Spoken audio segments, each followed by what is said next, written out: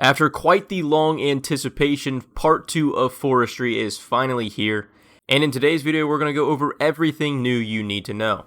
To kick things off, we have some brand new events, the first one being the Friendly Ent, the Hive Event, Pheasant Control, Poachers, the Enchantment Ritual, and then finally a rework on the Leprechaun event.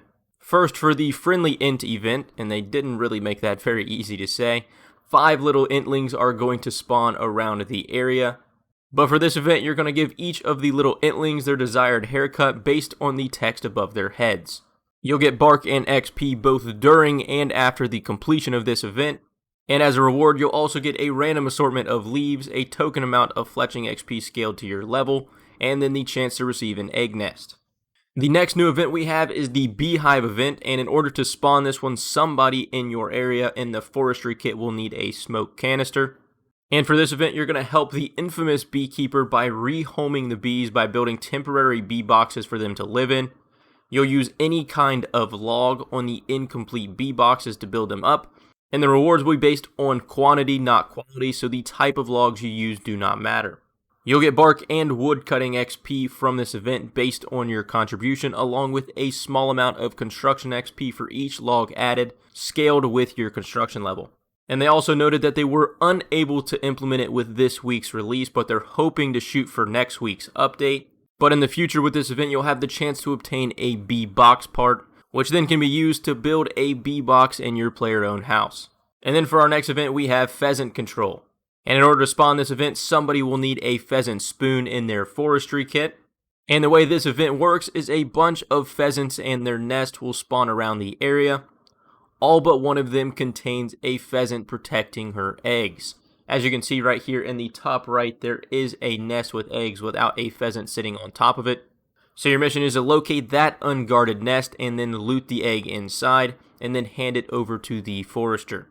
It also notes, watch out because you never know when the pheasant might return to that specific nest. I assume they're just going to rotate and a different nest will be unguarded at given times throughout this event. But this event is going to be a process where you're basically going to have to grab the egg and return it and do it in a quick fashion, because you can only carry one egg at a time, and if you do get caught, you will briefly be stunned. Now the rewards from this event though are a little bit more special, because not only will you get woodcutting XP and bark, but you'll also have the chance to find some pheasant feathers. These can then be traded into the Varrock Fancy Clothes store for a grand pheasant outfit, which if I scroll down a little bit you can see right here. And then if you're especially lucky, you have a chance to obtain a golden pheasant egg, which then can be used to transmog the beaver pet into a pheasant. Next event we have the Poachers, and in order to spawn this event you will need a trap disarming kit. And the way this event works is you are tasked with disarming the Poachers traps that are near. Once one player clicks on a trap though, everybody else has a short period of time in order to interact with it. And as long as you contribute within that short period of time, you will join and contribute to the disarming process. It says make sure to keep foxes away from the traps or they will get caught up and lose some HP.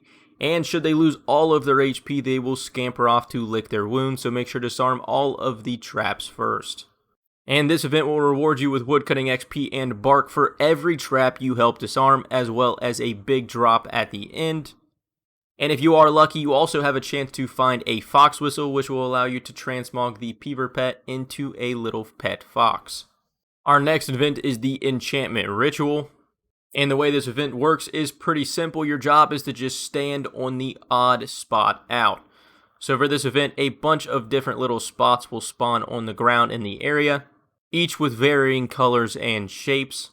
In this scenario, you would stand over here on the red triangle because there is a blue and green square and then a yellow and green hexagon.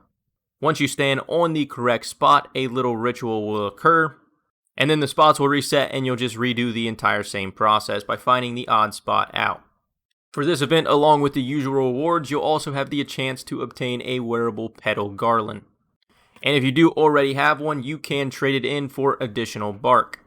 Now for our last event, we have a rework of the Leprechaun event, and this event works partially the same as it did in the initial Forestry Part 1 update. The Leprechaun will still bank all of your logs that you want him to, but now in addition to that, the Leprechaun will also spawn rainbows in the area around him. Running inside of these rainbows will grant you a buff that not only grants additional XP, but also gives you a chance to obtain additional anima-infused bark from simply just chopping the trees. The more rainbows you interact with, the longer the buff will last, and just as it did in the initial update, you will still need a Leprechaun charm in order to spawn this event. Here are some of the new rewards and the recipes in order to craft them, being the smoke fuel, the egg cushion, the trap disarmor blueprints, and the crystal charms in order to spawn some of the events. And then finally, for two of the bigger last pieces of this update, we have the two-handed axes, and these are slightly changed from the initial discussion. It does cost 10,000 anima-infused bark and 500 noted oak logs to transition a normal axe into a two-handed one, and once completed, this process is not reversible. But the way two-handed axes work now is they will chop at the same speed as a regular axe. But when you have forestry rations in your forestry kit, each successful chop will give you 10% more XP and a 20% chance not to obtain a log. The rations in your pack are automatically consumed, and if you are out of rations, the axe will just function like any other. Today's update also improves the recipe for creating rations. Higher tier leaves will give you more rations along with higher tiered fish. For example, normal leaves will create 2 rations while magic leaves will create 12. And combining them with fish requiring 1 to 33 fishing will give you 1 ration, 34 to 69 or cooked meat will give you 2 times the rations, and then high level fish between 70 to 99 will give you 3x the rations. Therefore, combining something like a shark and magic leaves would give you 36 rations, compared to just the initial 3 with the original update. As for a few other new rewards, we have the Sawmill Voucher. This will cost 150 anima-infused bark to get 10 vouchers, and these are stackable and tradable little tickets that will give you 2 planks for every log used at the sawmill. Vouchers are only used if you have space for the planks, so you can't accidentally overspend and get a couple of them yoinked for no reason. And the vouchers also work with the Make Plank spell. Quite the interesting addition.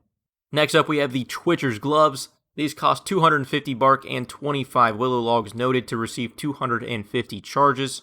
With these gloves equipped, you'll have a 10% increased chance to receive any one type of bird's nest, being the ring nest, egg nest, seed nest, or clue nest. Every time you obtain a nest, a charge will be consumed. And obviously, this does only apply while woodcutting. And then finally, for the new rewards, we have the Cape Pouch. If you've already put the work in and reached 99 woodcutting, this reward is just for you, costing 2,500 bark and 25 noted willow logs. This pouch allows you to use your forestry kit on your cape and benefit from its 10% increased bird nest chance. As for some other smaller tweaks and changes, all versions of the forestry kit, log basket, and forestry basket can be stored in the POH. Leaves are now stackable.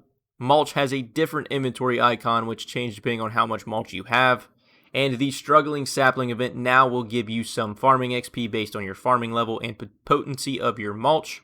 We also have 6 new additions to the collection log, being the Woodcutting Cape Pouch, the Twitcher's Gloves, the Felling Axe handle for the 2H axe, the Pheasant outfit, the Fox Whistle, and the Golden Pheasant Egg.